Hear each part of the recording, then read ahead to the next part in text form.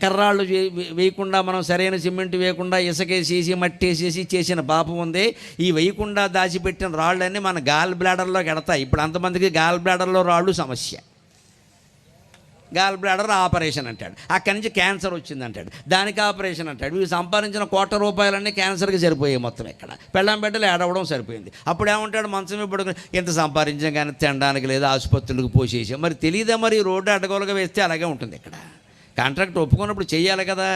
90% cement ఉండాలి కానీ 10% cement ఉండి 90% ఇసుకేస్తానంటే అలాగా ఎందుకు వేస్తాం? మనం డబ్బు కోసమే కదండి. డబ్బు ఎందుకండి? ఆలోచించండి. డబ్బు ఎందుకు? ఏం చేసుకుంటాం?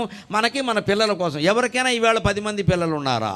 ఇక్కడున్న పెద్దవాళ్ళు, నా వయసు వాళ్ళు, 60 ఏళ్ళు దాటిన వాళ్ళు ఎవరిని పలకరించినా మీరు మేము అన్నదమ్ములం 5 అండి, అప్పచెల్లెళ్ళు 6 అండి, ఇలా మాట్లాడతారు. మా కాలంలో ఉండేవారు. ఇవాళ ఎవరికీ లేరండి. మేమిద్దరం, మాకిద్దరం అంతే.